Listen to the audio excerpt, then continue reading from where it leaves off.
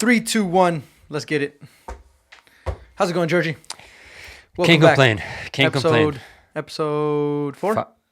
Is it 4? I don't know. I've lost count, which 4. is a good thing. Yeah, it's a good. We're making episodes. We're making content. I think it is 4. Should we start with the shout outs? Should we start with the Champion Grind shout out? Listen to this. Georgie, we need some sponsors for this podcast. We don't need sponsors, but we'd like some sponsors. I think that would help us out in building up the podcast. Georgie wants to look for apparel, clothing companies. What kind of man who runs a clothing business called Champion Grind wants to look for sponsors from another direct competitor? What are you doing? I'm so confident in the Champion Grind's quality. That doesn't matter. Bring Nike, Adidas. It doesn't really matter. Listen, get your Champion Grind apparel, gear, grip socks. Grip socks. Which are the big sellers right now. Yeah. At championgrind.com using my code, Javi10, because every time you use my code, it makes me happy. It makes me happy every time somebody uses my code. Somebody did use this code from the last video. Was it just one order? One order. Still, hey, it's one more person. One more person. One order a week will make it. Champion Grinds, you guys do like grip socks, joggers, windbreakers, hoodies, t-shirts. So all sorts of stuff. We'll link it in the description as well so you guys can go and check it out. And if you are a soccer coach and you're looking for custom kits, we also Champion Grind does custom kits. Yep. Started to recently. So now we're growing to the soccer world a little bit. But we are looking for sponsors. So if there's anybody who wants to sponsor the podcast, reach out to us. I'll leave an email or something in the we need to create an email so they can reach out to the podcast for any questions, good idea. Any topics as well, anything you guys want us to talk about. But anyway, that's the shout out. That's all we gotta. Oh, and if you have been following along, Georgie still has a girlfriend. Still somehow he's still with her. So again, we'll continue to update you episode by episode. But let's get into the. I did see somebody comment congrats. Yeah, someone did it sent you congratulations last time. That's funny. But let's get into the actual content. So again, transfers not as much, just a lot of stuff actually being finalized. We talked a couple episodes about. We'll start with Rafinha. We talked a couple episodes about. Originally, it was supposed to be Chelsea. Yeah. And Arsenal. It was Arsenal first, then Chelsea hijacked that. Barcelona wanted him. He wanted to go to Barca. Barca didn't have the money, or they didn't offer Leeds the money at the time. And then they finally agreed on a deal, and he's to Barca. And Leeds wanted to honor the agreement with Chelsea, but Rafinha, his dream club is to go to Barcelona, so he pushed until finally got his way, because now they're going to sign him. Yeah, Rafinha and Dembele. They re-signed him. Oh, yeah, they re-signed Dembele. So that's going to be interesting. But Rafinha, 68 mil plus add-ons and everything. Where are they getting this money from? You tell me, Georgie, because they want to sign everyone. No, okay, so this is my thing. If I'm Barcelona, I'm looking at it as Bayern Munich said they're willing to let Lewandowski go for 50 million. And Barca are now willing to match that. Would you not spend 50 mil on him rather than Rafinha? Yep. Like, you're getting a guy who's... But they're still trying to figure that one out. Yeah. I mean, I'm so sure it's not like they've given up on that one. Yeah, I'm sure they're going to get him somehow, but sponsorship money, like they're like a $1.63 billion in debt, and they're still signing players. It's crazy. I actually saw there was a whole thread on Twitter. There's somebody from a newspaper breaking it down how Barcelona will go out of business within the next 5 years. Yeah, with the way they're handling their operations, it seems like it. But yeah, obviously a club like that. Yeah, they're gonna figure it out. They'll figure it out. They'll talk to the government or something. Yeah, I mean, anybody in the high power, FIFA, UEFA, whatever, whoever deals with all the money in La Liga, they're not gonna let them go out of business. It's too big of a team to lose. Yeah, because you talk about TV rights, you talk about sponsorships that they bring in, people watching, and all that. Yeah. So that's Rafinha to Barca, and then again they're still waiting on Lewandowski.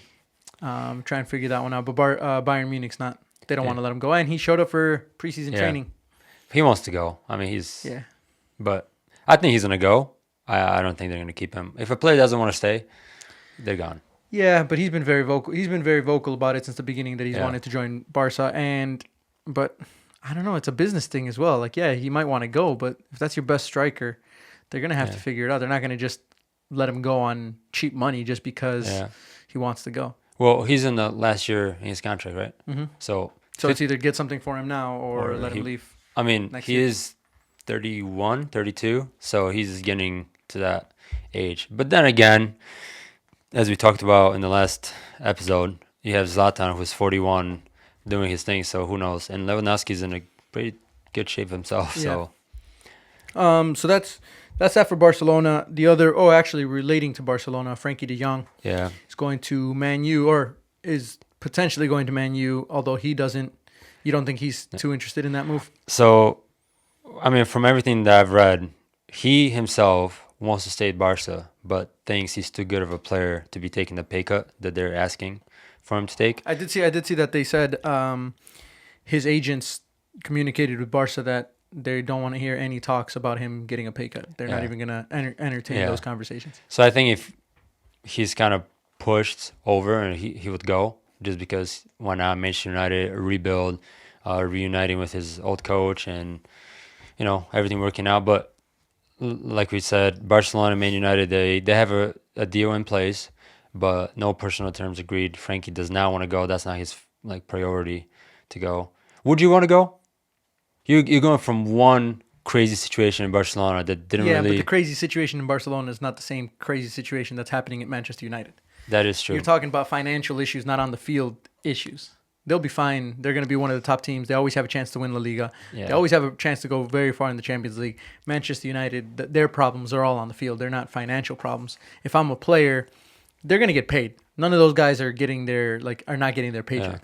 So if I'm a player... To be honest, I'm more so focused on what's on the field than really the financial problems behind the scenes. But do you think I wouldn't go? No. Do you think Barcelona has a realistic chance of beating Real Madrid in La Liga? Yeah.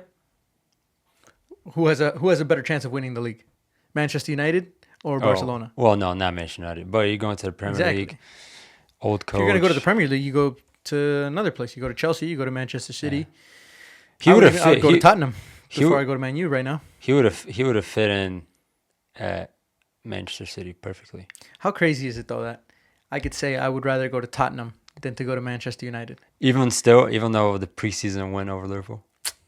Let's get into that. Georgie, what are your thoughts on that? Because we talked about going into the season, we're going to do a lot of tactical analysis. Yeah. We're going to watch games. Preseason, everyone's starting up. Everyone's traveling different parts of the world. And obviously, these are not the teams that are going to be, or not the starting 11 that are going to be starting for most of the season. Yeah. However, it doesn't matter who you played; you still lost 4-0. Listen, 3-0 in the first. It was in the first half, 3-0, and then yeah, I think so. But I messaged you right before as soon as the lineups came out. What did I say? Manchester United, which is fair enough. If you're a Manchester United fan and you're obviously new coach coming in, the new coach wants to see his players, so you're gonna put in your best lineup. You're gonna want to see how they play, how if they're taking everything in that they've practiced the past 2 weeks in training and whatnot in preseason. So whatever, I don't mind that they started their best team possible besides Ronaldo because he didn't try. I don't mind that. How many of your starting 11 were playing? When the whole game, or are you to start the game, to start the match? 2. That's it? You have all 3 with the goalkeeper, maybe. By the way, he got chipped. He did by Fred. By Fred. What does that say? I mean, first of all, I saw the screenshot of where he was standing when the guy took the shot. And I'm not a goalkeeper coach, but I'll tell you what, you should not be standing there. No, but did you see how the whole entire I saw the whole play and the whole sequence and everything, but Henderson and Nathaniel Phillips tripping over in the box. The guy's standing on the PK spot. Yeah, because he was going to come pick it up. That was the whole thing. He was coming to pick up the ball, and Jordan Henderson and Phillips just kind of ran into each other. He was planted there for a good 2-3 seconds before that happened. But anyway, look, fair play. You never want to lose. First and foremost, you never want to lose in preseason or any game, let alone to Manchester United. I hate Manchester United. As a Liverpool fan, I hate Manchester United. But let's put everything in perspective here. Manchester United have been training for a week and a half more than Liverpool. Liverpool came back into preseason 2 days ago, 2 days prior to the game. So they had 2 days of training and then the game. So you're not worried? No, I'm not worried. No, no worries at all. Jurgen Klopp knows that last year Liverpool played the max amount of games possible. I don't know if that's ever been done Yeah. that anybody's played so many games. So he knows the players are all exhausted. They had like a 3-week break, some of them, maybe. So you don't 4 think he weeks. was upset at all at the end? No. Yeah, I mean, I watched his press conference. I watched like post-match press conference. The guy's still making jokes. Like, there's still a lot of good things. If you watch the whole entire game, Liverpool hit the post 4 or 5 times. Could have had goals. Luis Diaz was brilliant, I thought. Salah was really good. Fabio Carvalho was really good. Harvey Elliott was really good. Like, Henderson's a bit off the pace. Thiago. Eric Bailly steals the ball, intercepts the pass. I think that's for the 4th goal, when Liverpool's strongest team was on the field. Intercepts the ball, I think, from Trent. Tries to play the ball across the field. Goes at Thiago. Does a step over. Goes through Thiago so easy. Thiago just turns around and jogs. I mean, that's never going to happen. These guys are 2 days into preseason. They're like, yeah, fair enough. And we played 3 different teams. So it was like 30 minutes, 30 minutes, 30 minutes. Like, he didn't want anybody playing over 30 minutes. And obviously Liverpool play tomorrow against Crystal Palace, and he said we're gonna kind of stick with most of the players. They're gonna play 45 minutes and build it up. So 2 days in that game, I'm not worried at all. Manchester United have been training for about a week and a half. Yeah, I see your point as well about Manchester United bringing in a new manager. Obviously, he doesn't want his debut to lose to Liverpool, so he's gonna put in his best players, and he really has no idea of what. Well, he has. I'm sure he has an idea, but he needs to see his best players in action. Yeah. And how they line up. Instead of, on the other side, it's Klopp is saying this is a good opportunity to get some of the younger guys, some of the other guys, some playing time, and slowly start to give some minutes into the guys who are actually going to be part of our season for the most part. So, yeah. And honestly, even on social media, not that many people were making a big deal out of it because they knew. I did see a lot of people, Manchester United fans, actually Chelsea fans, City fans, making fun of Darwin Núñez for missing I want to say a sitter, but preseason. Yeah, I mean, Mo Salah took the shot towards the end of the game, hit the post. It came back out. It was bouncing, and there's a Man United defender who went into for a slide tackle to win the ball, and the ball bounced a little bit, and then Núñez just scattered over from 6 yards out. I'm not worried at all. Klopp was asked about it. He's like, somebody asked him, are you nervous about Darwin Núñez? He didn't show too much. He's like, I'm so calm about how good he is that I'm not, there's no worry at all. Yeah. I know how good he is. I know the potential he is. It's my job to get it out of him and make him a better player than what he has been. So I'm not worried about anything. All right, so we'll see in the next couple of weeks. We'll see the rest of preseason and then when the season starts. Yeah. But, yeah, I as much as I'd like to give you banter about it, it doesn't really matter because it's not a big deal. Yeah, I was watching the game with... Those games aren't really that important. I was watching with Kelly, with my girlfriend. And who's still his girlfriend? Still. We're about 15 minutes in. She's still. I haven't got a text. Maybe. No, I haven't. We're watching the game, and then she looked over. It's like it's 3-0. You're not like. And Georgie would be fuming if this was regular season or Champions League. Georgie would be fuming. It would be completely different. Head's gone. My head would be gone. I don't know. I would be breaking stuff around the house. Are you worried at all about Chelsea with all the signings that they're making? They just announced Sterling, so that one's official. And Koulibaly as well from Napoli. Koulibaly is an amazing signing. Koulibaly is one of the best center backs in the world. I don't know how he managed to just stay on. I don't want to say under the radar because Napoli are a good team. Yeah, but it's when you're playing in the Italian league, you don't get seen as much as if you're in the Premier League. Like if you play in the Premier League for the past 5 years, you'll be like, oh my God, like everybody will be talking about him. I think he's a really good center back. Salah still has the number though, so I'm happy about that. But no, that's a good signing. Koulibaly, a good signing. I think Sterling's gonna be $50 million for someone that's proven in the Premier League and entering his prime years. Yeah. I think it's a good business. So are you worried about them at all? No. I think you can't say you're not worried about Chelsea. Or you mean as in in the season? Oh yeah, to trouble Liverpool and to challenge. Yeah, to challenge is what I'm saying. Oh yeah. They're in the Chelsea and Spurs. Those are two teams you think are going to be. Yeah. Because the last couple of years, really, I mean, maybe not the last couple of years, but it's really been between Liverpool and Man City over the last 4 or 5 years, really. But now you think it's going to be going to be Chelsea as well? 3 or 4 horse race, yeah. I don't think Liverpool and Man City are going to be winning games the way they used to. I mean, Haaland. I know, and again, that goes back to how the whole But Man City. you got to think that at some point, from a coach's perspective and from just a general footballing analysis perspective, eventually everything gets figured out. So you have years of dynasties, for example, like Barcelona, which was like 2009 to 2012, 2013, when they were unstoppable and they had the tiki-taka style of play under Pep. And everybody's thinking this is just the best team in history. Eventually, they get figured out. Teams like Bayern Munich figured them out because just athletically they were just much better on the hit them on the counter attacks, things like that. So same thing with Manchester City, or let's even use another one like Chelsea. When Conte first had the back three, and so that was another revolution in where he played that whole season with the back three and he won. And then the next season, everybody starts going with the back three and everybody wants to play a back three because of what he did. Yeah. Well, Chelsea. Yeah, Chelsea are just different. That's one guarantee if you're going to coach a Chelsea that you're going to get sacked at some point. Yeah. But then now Manchester City's been on a run where they haven't won the Champions League, but in the Premier League they've been dominating. Yeah, they got it every single year. These last few years, you think they have at least a 50% chance of winning the Champions or the Premier League, which is crazy. But you got to think at some point they got to figure them out. Yeah. So is this the year that Tottenham, Chelsea, Liverpool, they figure them out? I just don't think it's those teams figuring Man City out when they play each other. It's more of, are the bottom teams gonna put up a fight? Right, make it more difficult, make the points a little closer. Yeah, that's because when Chelsea play Manchester City or Liverpool play Manchester City, those games are usually, who knows, like might go either way. But where I think Manchester City excels is when they do play the lower tier teams. They rarely drop points, and they don't drop points. Yeah. So it's like, and then Liverpool, they will draw. Like there was, who did we draw? Was it Crystal Palace? I don't even know. We drew somebody in the last 3 or 4 games of the season. Oh no, it was Spurs. It was we drew Spurs, which on the contest is pretty good. But we drew Spurs and then we ended up losing the title by 1 point again. Yeah.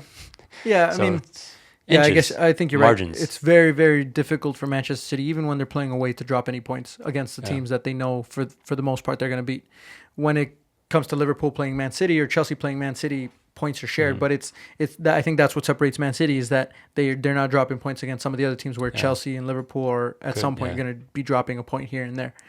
And we mentioned Liverpool in that category of dropping points, but like we said, in the past 4 or 5 years, I think when you count up all the points, they're within like 2 or 3 points of each other, like first and second.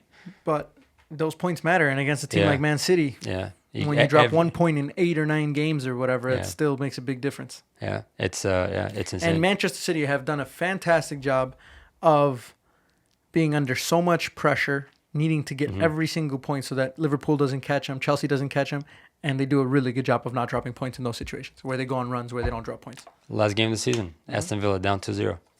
That's just becoming a Manchester City thing. Yeah. Last day of the Premier League. But this is the year where they do not. This is the year. I'm telling you right now. How nice does it feel as a Liverpool fan? How nice does it feel that you no longer have to say this is our year? Because think about it. For how long did you guys say this is our year? This is our year. This is our year. 30 years. Where now you don't have to say that phrase, and if you do say that phrase, it actually means something. Yeah.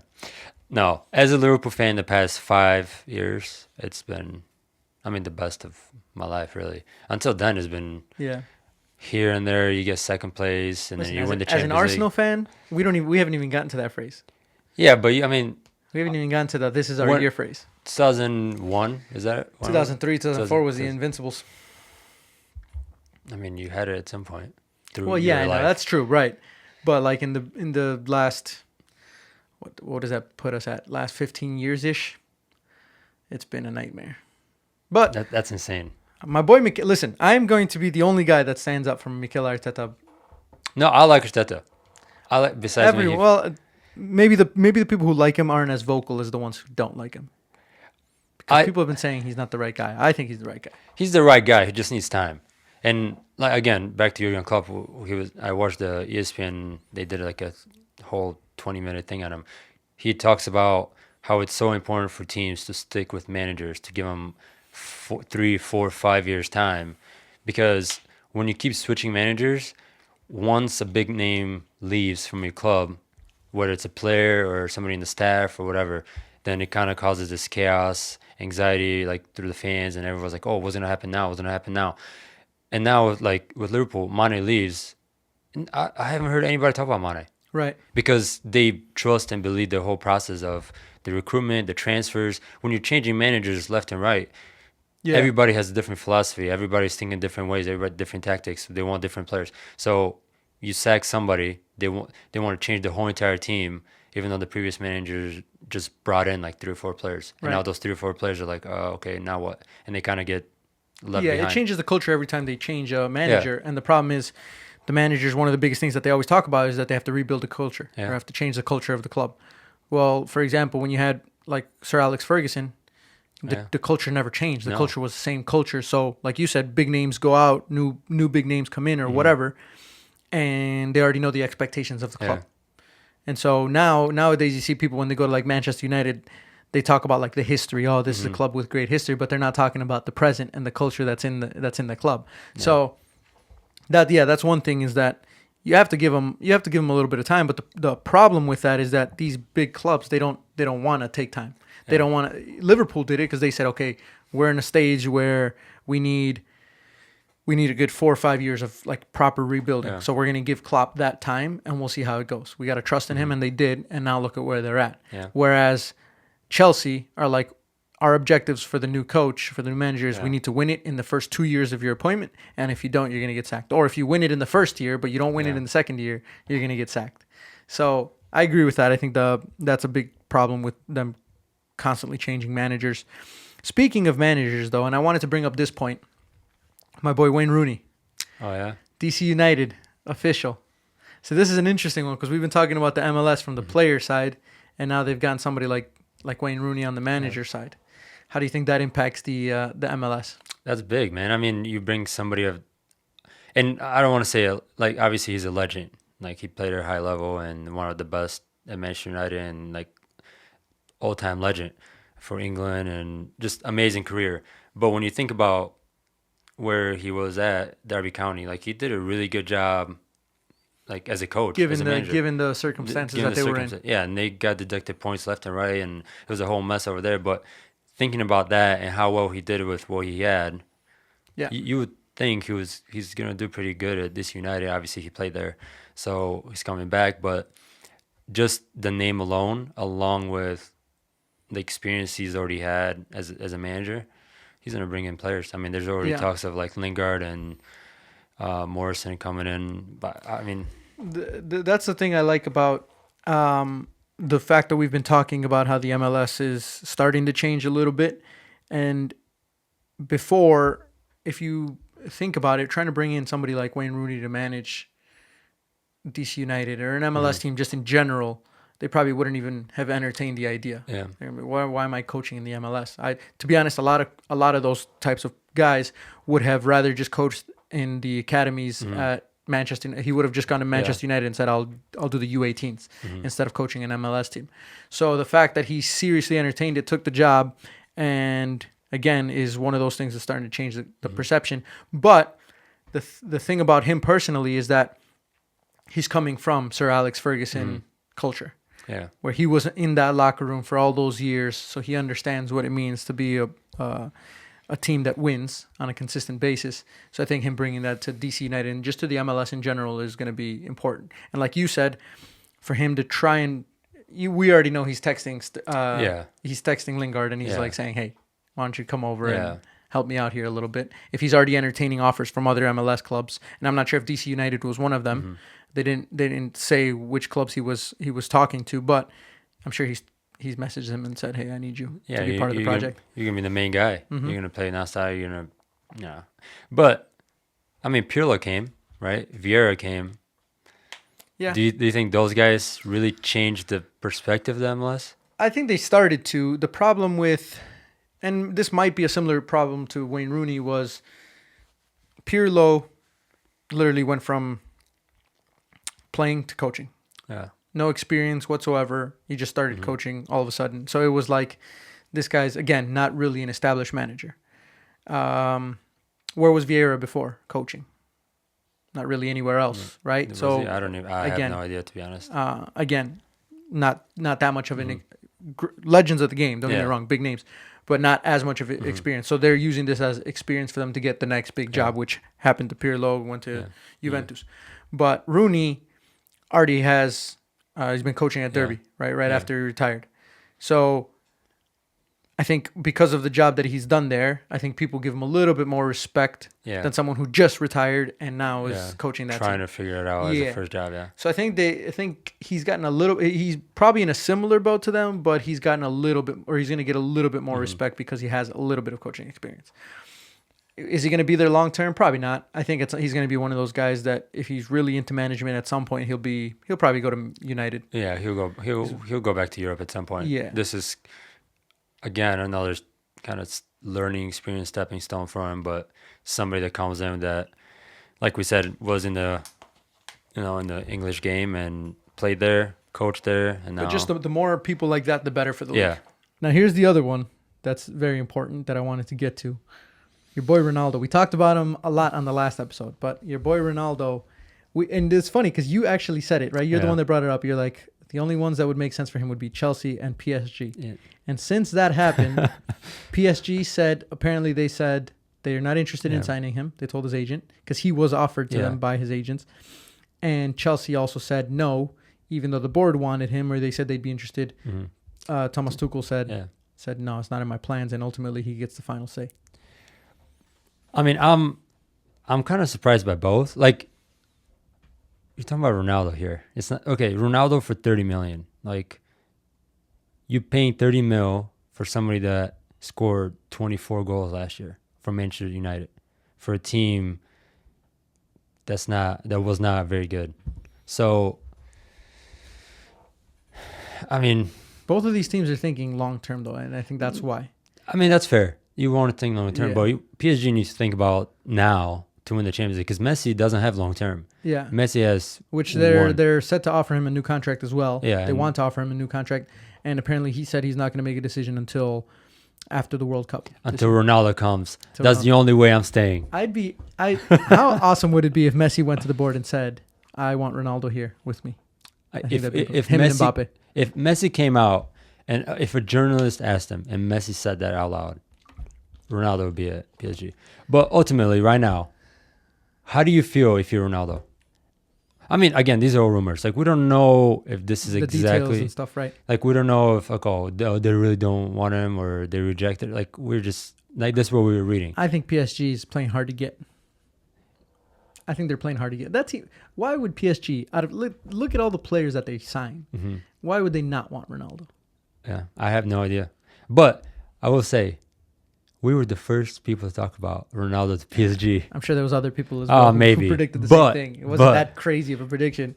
It was. But yes, we did say it on the last episode before all this happened. I don't know. I mean, do you think they just don't want to spend the money right now and they might wait until his contract is up and then they might want to take him? It's not money for either of those teams. These guys are just paying. Chelsea hijacking everyone. PSG to talk about money. These guys can spend unlimited amount. I honestly don't know like what the reason would be. Like it would fit. PSG would fit. Like why not? What could you? They're going for an Italian striker from Sassuolo. They want to pay like 55 million. A younger guy, which is fair. Yeah. But it's Ronaldo. Ronaldo's on the table. You got to take him. 30 million, 25. If you offer Man United right now 20, 25 million with some add-ons or whatever, they're going to accept it. They're not going to want unhappy Ronaldo staying at Manchester United. Ten Hag said he's not for sale. He did say that. But but they all say that, right? They all say that, yeah. Just like he's not going to say, he's for sale, and then somebody like. Now, here's the other crazy part is because you were saying, how would you feel if you're Ronaldo? And when maybe 3-4 years ago, maybe even less than that, if anyone said your name, not a single club would say no. Yeah. No matter what, not a single club would say no. But now, the two clubs that make the most sense for him, in his mindset of winning trophies, the two clubs that make the most sense for him, Chelsea and PSG, both say no. He's got an offer from Saudi Arabia, which is over $200 million in salary and wages if he goes over 2 seasons. That's insane. And he's set to turn it down. Yeah. First of all, that just shows you how much he actually wants to win trophies. Yeah. But to be fair, does it get to a certain point where when you have so much money, it doesn't really matter? Like for him, he's set for the rest of his life, for the rest of his kids' life. But if you said another $200 million, I don't know. For him, he's probably like, I don't need another $200 million. I have enough. Yeah. I have enough now. Way more than enough. And he's such a competitor that he's like, I'd rather stay playing in the highest competitive level as I possibly can rather than go to Saudi Arabia just for the money. Yeah, I mean, you kind of see it with a lot of players that are up and coming, like Oscar when he was at Chelsea. He went to China. A few other players, they're like, oh, we'll go to China. And now he's trying to come back, by the way. And now, like, afterwards, obviously they're set for life now. Like, they make all the money. But then you look at your career, you think about it, you're like, man, did I really make the right move? Like, yeah, I have a lot of money, but you're still going to have a lot of money if you stayed at Chelsea. It's not like they're not going to pay you at all. Like, you're still going to be well off. I think some of those players, like Oscar, made the decision early before anything happened injury-wise. And what if he said, oh, maybe he might have said my career at Chelsea might not have panned out, so I'll take the safe option right now, and I'll be set for life. And then if I still do continue to do really well, injury-free, I'll come back, which now he's going to struggle to find a quality team. I'm sure he'll find somewhere, and if he's as good as he was, then he'll be fine. But yeah, where does that put you if you're Ronaldo? Chelsea, PSG, declined. Obviously there's always somewhere to go if you're Ronaldo, but... Does he stay at Man U for one more season? He has to. See how life is with Ten Hag? Yeah, I mean, if your options are PSG, Chelsea, or go somewhere like, I don't know, Real Madrid, let's say, and they don't want you, like you're not going to go to like a second tier, even though you can say Manchester United is already a second tier, but why would you go from one second tier where you're loved and the fans love you and that's kind of like where you started to go somewhere else? I don't know. If my first two options said no, I would just stay Manchester United and see how it goes. But see, here's the thing though. I would probably stay at Manchester United if those two clubs say no. And I'd do one more year at Manchester United and see how things are with the new manager. However, they've been saying that about Manchester United for the last close to 5-6 years, right? Where they've been saying, oh, maybe this guy, maybe this season we'll be back. So I understand from Ronaldo's perspective, and he's been in the locker room as well, so he's seen whether things are going to change or not and what the players that he's got. Because Ten Hag is not going to come in there and change everyone. He can't. Yeah. So he's going to have to change those players. And if Ronaldo's like, I already know this guy, I already know Harry Maguire and this guy, and they're not the right players for us to win championships, and he might want to leave.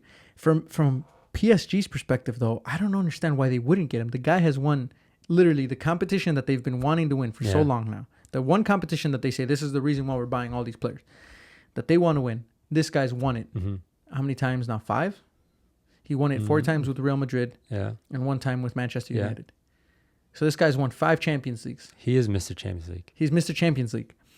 And this is the one guy who's got the experience to say, like, this is what we need to do to win the Champions League, or this is how we need to play in the Champions League to win it. And they're not going to take him. Yeah. It's Ronaldo, man. It doesn't make sense. Just like you make an all-star team. That's something that people are going to talk about. You might not win the Champions League, but people are going to talk about PSG for years to come if you put Messi and Ronaldo on the same team. Forget Messi and Ronaldo. Messi, Ronaldo, Neymar, Mbappe. Like, that's like something you put on a piece of paper and you're like, yeah, that's my FIFA team. Right. Like, that's, you can only, like, 4 or 5 years ago, or whatever. Yeah, like a few years ago, you'd have been like, there's no way that will ever happen. No chance. And now there's like it's in their hands to make it happen. Listen, I think it happens. I think it happens. I think they're trying to play hard to get a little bit, and then I think they're gonna. But I think they're gonna continue the conversations with his agents, and eventually, it should happen. Yeah. If I was the coach, if I was the board, if I was Messi, Neymar, Mbappe, I would say let's bring this guy on board. Now the only thing would be they might say, okay, now we're getting to the line of one of these guys is not going to play. Then it becomes like, okay, well, we're not going to bench Messi, Mbappe, or Neymar or whatever. So I get it from that perspective, but I think they still got room in there to make it work. They can, if they really wanted to make it work, they can make it work. Yeah. And I think Ronaldo now would be a little bit more open to coming in and not playing every single match because of his body and because of how well he takes care of him, because of the age. I think he would be more open to if the coach said, okay, we'll bring you, but you're not going to play every game. You're going to play a lot of the important games, don't get me wrong, but you're not going to play every single game. I think he'd be fine with it now rather than a year ago if Manchester United would have said the same thing. Yeah. Plus, if you're winning 4 or 5-0 in the first half in the French league, I mean, he's probably going to want to stay to score goals and be the top scorer, but I don't know. I think if I'm PSG, I make it happen. If I'm Chelsea, I try to make it happen. If he told his agent, reach out to PSG and tell them that I'm in, because obviously his agent didn't just offer him up without talking to Ronaldo. Ronaldo said, I'll go to PSG if it all works out. Then that means he knows the situation. He knows he's going to go play with Messi, Mbappe, and Neymar. So he knows, like, okay, they're probably not gonna put me in over all those guys, but if I can get on the field with those guys at the same time, then it'll work. I think he knows the situation that he's going into if he was going to go to PSG. Yeah. I think the agents will talk to PSG about that and they'll say the same thing. I hope they're just playing hard to get. Just think about it. Mbappe on one side, Neymar on the other side, Ronaldo is the 9, Messi right behind him as the 10. Oh, like what do you even do at that point? Well, I mean, who's going to play defense? That's what I was going to say. Defensively, you're shambles at that point. Then you have 37-year-old Sergio Ramos running around. You're going to win games 10-9. Yeah. At that point. that's a scoreline. Yeah, I mean, that's what's going to happen. But, I mean, just the commercial aspect, how you're going to be loved as an owner of PSG because you made this happen. And the quality's not going down. No, it's not. Quality's not going down at all. Because Messi's not scoring that much these days. Yeah. Exactly. So Neymar's not. I don't know. Is Neymar scoring that much? I don't know. He's not scoring like. Well, but Neymar's playing much better than Messi's playing, and him and Mbappe have been doing well. So, but you bring in like they don't have a true 9 where you can say, stay in the box, and we're gonna take guys on the side, and be in the right spot. That's Ronaldo. Yep, that's Ronaldo at this point. Yeah, he's not gonna. I mean. He might think he wants to dribble people, but we're kind of past that. You just stay in the box, 18-yard box. Stay offside. Just stay. We'll see. But I'm gonna feel really good in the next couple of weeks if Ronaldo goes to PSG because you said it last week. You said it, and then right now, even when supposedly they denied him, we said that they might just be playing hard to get, and then who knows if it happens? We'll see. I just don't. I'm waiting for him to say. Do you think he's gonna say to his agent, tell Manchester United I'm out? Like, do you think he's gonna like? No, I think he's waiting. I think he's telling his agent, talk to PSG, talk to Chelsea, see if they're interested. If there's any interest, and it's clear that we're gonna do something, let's just try and figure it out. If not, I'm gonna keep my option open at Manchester United. If that doesn't work out for real, then I'll stay at Manchester United and I'll do one more. So you don't think he's gonna burn any bridges? No, especially not at Manchester United. Yeah. He's gonna do. Ronaldo's always been very professional in that aspect. So I think he'll. If it doesn't work out with those two clubs, for real, he'll stay at Manchester United one more season. All right, Newcastle by Neymar. Ronaldo goes to PSG. Newcastle in a couple of years is gonna be good. They have to be. There's no chance. There's no way that they cannot be good in the next 4 or 5 years. Yeah, but they got a lot. First of all, before they can get any of these players, they have to change their image first. They can't be the regular Newcastle that they're right now. We haven't really talked about Newcastle, and we'll probably save it until the next episode. But they've made some pretty good signings. Pretty good, like for the money that they have. Oh well, for the money they have, no. But you buy the 4 or 5 players that they got. I think Eddie Howe is a good coach, and I think they started playing really well towards the end of last year. Yeah, towards the end, halfway through the end, whatever you want to call it. But they started playing well, and I can see them in the top 10. And then after next year, if you're in the top 10, challenging for the top 6, right? I can see them making. It's a process. It's going to be a process. Yeah, I think top 12 is what I would say. Mm-hmm. Top 12. You start bringing in one bigger name, and then little by little, and then next thing you know, in 4 or 5 years, Newcastle will be a solid option for a lot of these players. That's where like Sterling's would go, Zinchenko's, a lot of these types of players. They would actually entertain Newcastle as an option, but that's in the next couple of years. So Ronaldo to Newcastle is actually Ronaldo to Newcastle in 2030. 2030, yeah, he'll be playing. Don't worry, yeah, he'll still be there. He's gonna play with his son. That's what he said, right? He's gonna retire. He's gonna play 1 year with his son, and then he's gonna retire. And I think it's probably gonna be at a place like Sporting. Sporting, yeah. That's what I was gonna say. Back in Portugal. It depends on how his son progresses. Like his son could be really, really good, and he's gonna skip that phase. He's gonna stay in Europe. He's not gonna tell his son to stay at Sporting just so he can play with him 1 year. Yeah. But if it all works out, and like his son is getting really good, and he's he needs he's supposedly 16, he's really 17, good. 16, 17 years old. Yeah. But first, I know he's training and all that, but he needs to want to take the next step. I mean, I don't know. Who knows? See. Plenty of time. But listen, if in 10 years all this happens and we predicted it right. Well, pretty the lottery, man. 425 we'll million. Get a lottery ticket. Yeah. By the way, Vieira, I mean, now at Crystal Palace doing amazing. So, like, that Crystal Palace team is giving Liverpool, Manchester City, Chelsea, all the. Oh, forget about Thierry Henry as well. Oh yeah, Henry as well. Like, so I mean, it's good to see. Like, wow, I completely forgot about Henry. Yep. He's I actually went to a coaches convention. Thierry Henry was there, and it was a United Soccer Coaches Convention, which is the biggest one in the United States. But they didn't actually announce that he was going to be there because they know if they had actually written it in the program, that room would have been filled and it would have just been a nightmare to deal with. So they kind of just slipped it in there, and people were like, like, hey, Thierry Henry's supposed to be in this room or whatever. And he did a presentation on the Barcelona methodology. And just the way he talked about it, the way he was so passionate about it, and how he backed Pep and kind of explained what their philosophy was.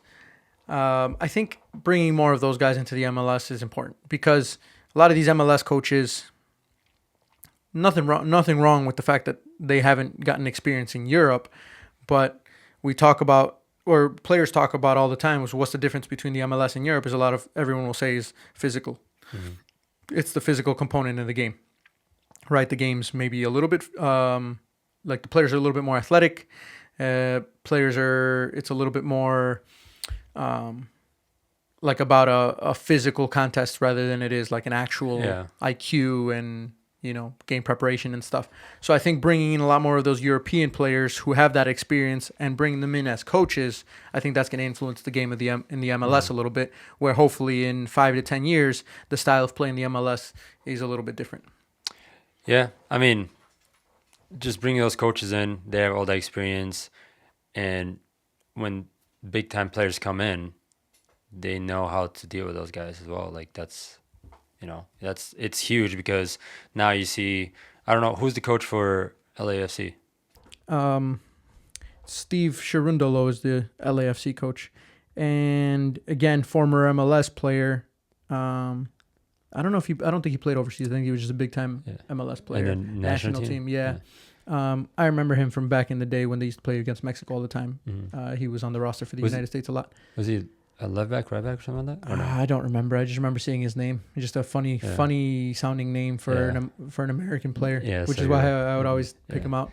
But I think a mix is good. I think obviously you don't want to just bring in a bunch of Europeans because you want to grow the game with our philosophy. Because I think here's the thing is the MLS at some point within the next, I gotta say maximum 20 years is going to be at some point the best team in the world for football.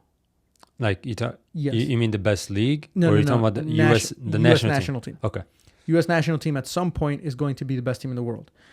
And I think it's because we're the only country in the world where we're actually made up of so many different types of people, so many immigrants as well. So like now, if you actually look at the youth national teams, you'll see a lot of Hispanic players. Players who could have played for Mexico, who could have played for a bunch of different other countries. But because their parents came over when they were younger, and then all the different immigration, all the different types of people, you'll see at some point you got to think that we're just going to have so many different types of people here that we're going to have the best team. Yeah, and then when you're growing up and you're like, all right, I'm 17, 18, is my chance going to be to play for, I don't know, the French national team? Right. Or am I going to get a better chance to play the U.S. national team? So it's I think it's just the player development where we lack a little bit. The player development and the resources, because I don't think it's going to happen until it's one of the top 2 or top 3 sports in the country. Because right now, when we put all of our resources into football, like American football, into baseball, into basketball, I think financially it's going to cause a problem because you start thinking about like the youth system of how much money you have to pay to get on a good club. And I think as well as the player pool, it causes a problem. So I was reading a book a while ago. It was a really, really good book about whether it was nature versus nurture, whether we're good because we work hard or because naturally we just have the ability, right? And what the ratio is about that. But they were talking about, like, for example, in Jamaica's known for what sport? Like, you think track, right? Like, you think track and field, they have the best people. And it's not necessarily because they just have a better system in place. It's because everyone in Jamaica at some point in their youth runs track. Yeah. And so if everyone in the entire country of Jamaica runs track, you're going to get the best athletes from Jamaica to be running track. In the United States, or let's talk about a different country before we even get to the United States. In Spain, at some point, most of those kids are going to be playing soccer, right? So you're going to get the best Spanish players. And then obviously you have good development and all that, and obviously that takes them to the next level. But in the United States, if you think about it, what sport are most kids going to be playing? They're going to be playing American football, they're going to be playing basketball, they're going to be playing baseball, and then they might play soccer. Right? So if you lose all of your best athletes, those 3 or 4 other sports, before they get to play soccer or football, then obviously we're not getting the best of what we have. So if we can grow the sport to the point where everyone at some point in their youth is playing this sport, think about if LeBron James was a goalkeeper, right? Or like one of those guys was a center back or a target forward or something. You got to think that one of those guys with the ability that they have, if they would have played soccer, we would have had, I don't know, we would have had one of the best goalkeepers, one of the best center backs. But is that attainable? Yes, it's attainable. I don't think it's realistic for a while, because the only way that can happen is if it becomes the best sport in the country or the most popular sport in the country. And it's not going to be for a while. People are always going to love their basketball here. People are always going to love their American football here. Soccer is going to take a backseat to all those sports. And that's the problem. And we can go on to rant about like the pay-to-play system and how much it costs to pay or to play at the youth levels and how many kids go through the cracks and stuff. But really, for me, after we have all those conversations, the idea for me is still the same, is that we're never going to get there until soccer is the best sport or the most popular sport in the country. Yeah. But which is why I'm so excited about the MLS bringing in all these people, because you're starting to see more casual fans start going to the MLS games because of those players. And even just people who don't like households who don't like soccer as much. Eventually, at some point, they probably will know who Wayne Rooney is. And then, even if they don't know who he is or have never seen him play, they're going to know that, oh, that's the guy that we should go watch. So then they're going to go and they're going to want to watch. And then from there, you grow some more fans and the sport gets a little bit more popular. So, we talk about MLS on this podcast quite a bit because we've talked about, what they're trying to do. But I think they're getting there. And I think people give them a lot of crap for it. But it's getting better. It's better than it was when, like... Oh, yeah. Do you remember when they brought, like, Cuauhtemoc Blanco? Yeah. And he was, like, the big name? No, it's a lot better now than it was when we were, like, growing up or when we were in high school or whatever, which is years ago. But still, like... Okay, we're going to the game over the weekend, Chicago versus Seattle. But, like... Shout out to Kitman Moy. Yeah, Kitman Moy hooking us up for the tickets. But, like... If I go to Chicago... on a weekend and there's an MLS game, that's not like even me as a soccer person, that's not like okay, you're from Chicago, you go to Chicago a decent amount, like on a weekend. Do you ever think like, okay, I'm gonna go to an MLS game? Like, it doesn't cross my mind. Like, it's not like if I lived in England or Europe or anywhere else, I'm like, oh crap, like let me check the schedule, let me see who plays. That's not I love the game. Like that's my whole life is the game. Like, we play it, like, we talk about it nonstop, but it's not a priority for me to be like, okay, I'm going to Chicago this weekend. Right. I'm like, now I am, because that's, like, the main reason why we're going, obviously to see Moy and all that. But if I just went to Chicago just for a weekend getaway, that will not be a first, second, third, fourth, fifth thing. And the thing with that, though, is like if you go to England, for example, and you want to go watch a game at the weekend, you can go watch 3 or 4 games at least within like an hour and a half radius. Even more than that. Way more than that. Way more. Yeah. I'm just talking about like top flight. Yeah. But here in the MLS, like if when I was living in the suburbs, right, in Illinois, and I was like, okay, I'm going to go watch Chicago Fire, I had to go drive to like Bridgeview, which was not even in the city. Bridgeview, when they played at Toyota Park, they were playing at least 30 minutes outside of the city. And so it's like nobody wanted to. That's why they couldn't get that many fans there, because they couldn't get people who want to travel out there. Whereas in England, like the whole atmosphere is game day. Yeah. I mean, you walk in the streets and then you walk to the stadium. Yeah. And then here it's like, if you want to watch an MLS game, that's the only game that's happening at the weekend, unless you want to drive 3-4 hours to Columbus and watch a Columbus game, which you probably are not going to want to do anyway. Yeah. So it's like, it's and now Chicago Fire's played it a little bit more smart, where they've gone back to Soldier Field, which the bad thing about it is that it's a bigger stadium, so they're already going to have trouble filling that one if they're not filling Toyota Park. But now they're a little bit closer to downtown. So now when you're thinking about things to do downtown, you can go to Soldier Field and watch the game. And I'm also excited for the fact that my boy Kitman Moyes got a job there. I don't know if you guys have I haven't really posted since it happened, but if you guys remember Kitman Moy from the channel, he was in a lot of the training videos that me and Georgie were doing.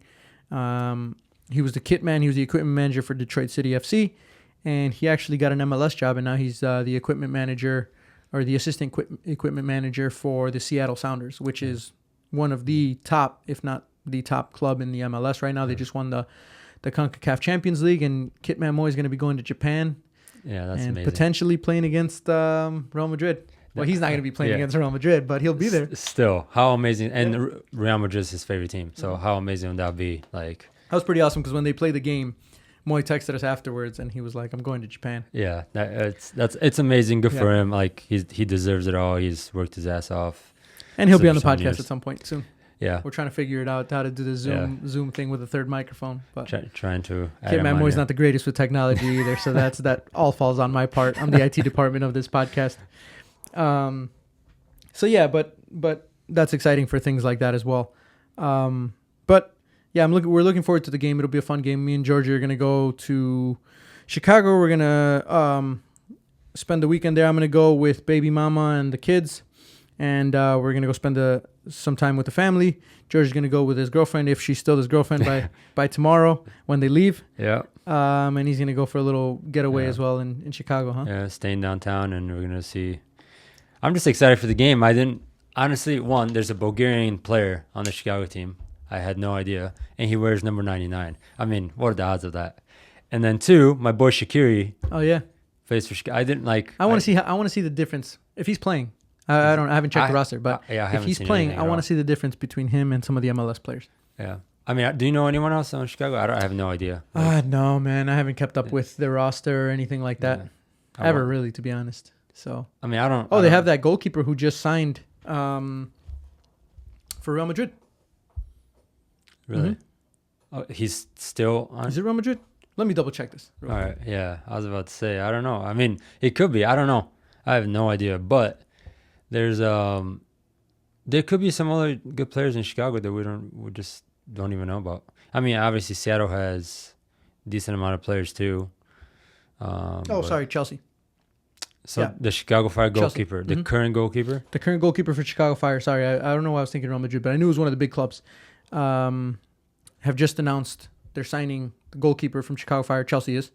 They're going to keep him on loan at Chicago Fire, but they've actually bought him. So now he's going to be still playing for the Fire, but just on loan at the Fire. Interesting. So that's how it works, huh? Mm-hmm. Chelsea get American owners. Smart, man. It's American owners, and then the Chelsea new owners. They're American. Do they own? Yeah, I think they have a couple of sports teams. Do they have any MLS teams? I don't know if it's MLS. I think it's they own a couple of the other sports, basketball or football. One of those. We should do some more research on them. But yeah, that's interesting. American owners. Of course, when they go to England, they're going to buy a Premier League team. When they're in America, they're not going to be buying an MLS team. Yeah, that's fair. But That's another one because I think he's like 17, 18 years old. Yeah, that's awesome. That's good. We saw that with Zach Steffen going to Man City. We saw that with Matt Turner going to Arsenal. Yeah. Leeds. So they're being watched, and that's the thing, man. Again, we're talking about the MLS. Premier League teams are watching them. Yeah. So it's not like this league is just kind of in the middle of nowhere and they're not paying any attention to it. If you're playing well in the MLS, you're going to these games. You're gonna get it. Well, Leeds signed 2 American players. Yeah. Yep. I don't know. Oh, Tyler Adams. Yeah, Tyler Adams and somebody else. But he was already in Europe. Yeah, he was already in Europe, so it's not MLS, but just like American. But obviously, the American connection with Jesse March being over there as a coach at Leeds. But yeah, I mean, okay, talk about Zach Steffen going to Manchester City. Is that a good move? You're never gonna. Okay. You know what he reminds me of? He reminds me of like David De Gea when he first went to Manchester United, because he was at Atletico and he did really well. And I remember watching him in Atletico, and he was a boy. He was not a man yet. And I remember I was like, this kid is young, and he was doing really, really well. And then Manchester United took him, and they invested in him. And I remember them saying like, we believe in this kid. This kid's gonna be our goalkeeper. And look at him now. Yeah. Right. The problem with Zach Steffen is that if you watch his highlights, the guy is good, man. Mm-hmm. And I know it's the MLS, but the way that the guy moves, again, that goes back to my thing about athleticism. That guy was probably in another life a basketball player. Mm-hmm. He was probably a basketball player or a football player just because of how athletic he is and his frame. And he just chose soccer. He just chose our sport. And if you watch the way he moves and the way he jumps, he's a good goalkeeper. Now, what's the difference between a lot of these players versus the European players is, again, the IQ level and like being able to perform under pressure in a game like that. So he's a good player in the MLS. He's a great player in the MLS. Yeah. Does really, really well. Athletic, very, very good. They get him to Man City, and the last couple times that they put him in net, he's kind of had a couple howlers, a couple big mistakes. Versus Liverpool as well. Yeah, a couple big mistakes. Thank you for that. So... Well, first of all, it wasn't a real final, George. All right, it's not. We're not talking Champions League. We're not talking Champions League. We're talking about. We're not talking Premier League last day of the season. What was it? Like Carabao Cup or the FA Cup? See, I don't even. See, you don't even know exactly. I don't want those two. It doesn't matter. That's how unimportant it was. Listen, man, near post. Regardless, but that's what I'm saying though. Like, great guy when you're talking about athleticism and shot stopping ability, and then you put him in a big game like that, and then he doesn't do so well. But okay, one is it. If you're if you were him, and Manchester City comes calling, you know you're not gonna start. Like it's not like you can be like, all right, I'm gonna go there and challenge. You're not gonna challenge Ederson. There's no way you're gonna challenge. I think he does at some point. But here's the difference again. Well, he just left. He just left. Who left? Zach. Oh yeah. He went on loan, I think, or they sent him out on loan, but they haven't sold him. Yeah, he's just on the loan. Yeah. But he wants to go somewhere else because he needs to play. Right, and from a Manchester City perspective, that's the best idea for them. They'd rather have like who's that old guy that they have as the goalkeeper? That's like the third goalkeeper. The guy was like 45 years old. Yeah, Scott Carson. So they'd rather have him as a backup for a little bit because they know that Ederson's going to play everything, and Zach Steffen, they need him to go and get experience in Europe or somewhere else where. Mm-hmm. Where he's going to get some good playing level. But look, here's the thing, though. Think about Ederson. Did you see that one? Was it against Mane? Yeah. Where the one where, But do you see how calm he is? Yeah. Like that's the difference. Because if you compare him to Zach Steffen, you'd say Zach Steffen is actually more athletic and probably has more natural ability than Ederson. But just like the calmness and the experience and the just how much of a presence he has. That's the biggest thing for goalkeepers, for me at least, is the presence you have in goal. You could be 5'9", 5'10", and if you have a solid presence, you're going to be legit. And Ederson has that presence. Alisson has the exact same presence. Those guys scare me to death. But you can give them a pass under pressure inside the box, and they'll be fine. They won't even clear it out. They'll find a way to pass out of it. You do that to Zach Steffen, and you'll see what happens, right? Yeah. Like you give him loads of space. So I think it's just about experience for him. You just got to give him some more time. And you got to believe in a guy like that. That's one of those guys you can say, look, we believe in you. We're going to give you some time. But unfortunately, Manchester City right now they need to win stuff. And so they can't afford mistakes like that. So for them, it's like, look, we're going to send you on loan. You're going to get really, really good. And then there might be a chance that you challenge against Ederson. I haven't watched Zach that much. Like even in MLS, like I watch him in the U.S. national team whenever I end up watching a game, but I don't watch him. I haven't watched him too much to know like how good he actually is. But if I'm an up and coming goalkeeper and I'm trying to make a name for myself, I know it's Manchester City, one of the best teams, if not the best team in the world. Come calling, and it's hard to say no. But if I know I'm going there as a second, and I know there's no way, because there's absolutely 0% chance he plays over Ederson, unless Ederson gets hurt. I think that was a long-term signing. I think that's one of those guys that they're like maybe not in the first 2 years, but 3, 4, 5 years down the road, he might be one of the best goalkeepers in the world, and that's why we're gonna get him. Same thing with this Chicago Fire goalkeeper, Gabriel. Yeah. They're gonna do the same thing. They're like Chelsea's gonna be like maybe not right now, but definitely in the future. Well, for him, like the Chicago guy, Listen, he's like younger. Me you would turn down. I'm not saying I would turn him down, club. but you're the national team goalkeeper for the United States. And you're still going to be the national team But goalkeeper. you need to be playing in order to be good. Yeah. So, for example, that game against Liverpool, fair enough, he played in the FA Cup, Carabao Cups, whatever. But you're talking about 7-8 games a season in a 9-month span. That's not enough for a goalkeeper. That's why he makes a mistake. Like it's hard to have the confidence to do those things that Ederson does when you don't play. When you're not playing week in and week out. Yeah. But that's what I'm saying though. Like most of the time when these guys are getting bought, they're getting put out on loan. Yeah. So maybe they just decided, okay, he'll be our second goalkeeper, and then they saw the season that he had, and they're like, okay, yeah, maybe we need to send him out on loan. That makes a lot more sense. But that's the thing about Gabriel is that they're sending him on loan right away. So they're not even going to wait. They're not even going to bring him over for a year and say, okay, you'll be our backup, not get as many games. So exactly what you're saying, they're going to send him on loan. So if you know you're getting bought by one of these teams, you're still going to be playing somewhere, and it's probably going to be a better team than the team that you're at in the MLS. They're going to. This one's a little different because this one they're going to just keep him at Chicago Fire. But with Zach Steffen, it's better than him staying in the MLS.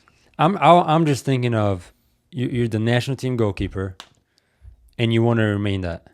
And if you go to Manchester City, yes, amazing team, you're not going to play. That has to play. I guarantee. In the mind of the national team coach, he has to play some sort of role. If he stayed, that's why he moved. That's literally the only reason he moved, because he had to get playing time. Otherwise, he's not going to play in the World Cup. Would you take, if you're a coach, national team coach, for the United States, I mean, fair enough, I don't know who the second goalkeeper is or anything, but if Zach did not play for a year and a half, played 15 games, let's say, in a year and a half, would you take him to the World Cup? Here's the thing. I would be, if Zach Steffen called me and said, Manchester City wants me, do you recommend that I go with them, even if I'm going to be the second? I guarantee the national team coach would say, I would rather you go to Manchester City than stay in the MLS. Why not go to Manchester City, get loaned out right away? Right. That would be it. But obviously, the national team coach doesn't have control over that. But yes, that would be, I'd say, if you have the chance to sign for Manchester City, don't worry about the other stuff, sign for Man City. Yeah. You're going to get the best development there, and they're going to make smart decisions about what needs to happen to you. He's got time. He'll be fine. Zach Steffen. Yeah. He'll be fine. But let's wrap it up there, because we've been going on a while, and today's podcast, MLS podcast today. I never thought I would be talking about MLS. But good, just another episode that we got in the books. Yeah. If you guys want to follow along, make sure you guys are checking out our Instagram and our Twitter, and Georgie's slacking on the TikTok as usual. Make sure that you guys check us out on Instagram, TikTok, and Twitter. We have accounts on all three of those. We're looking into getting probably Spotify at some point. We're going to do a couple more episodes, and then we'll see if we want to put it on like an actual podcasting service like Spotify. But check us out on all those at the NGW podcast. That's our official handle. And again, if there's any sponsors out there who want to sponsor an episode, reach out to us. I'll put all the contact information at the bottom of the video. We'll make an email description. And put in the description. Anything Anything else you got, Georgie? No. Excited for the weekend. Watch some MLS. Yep. Wish you the best of luck. See if you still have a girlfriend by the end of the weekend. We'll see. We'll it let is you guys know. 1:45 p.m. on a Thursday. We do leave tomorrow morning, so we'll see. Good chances that he still has a girlfriend. So, all right, guys. Appreciate you tuning in. We'll catch you on the next one. Yeah, see you guys in the next one.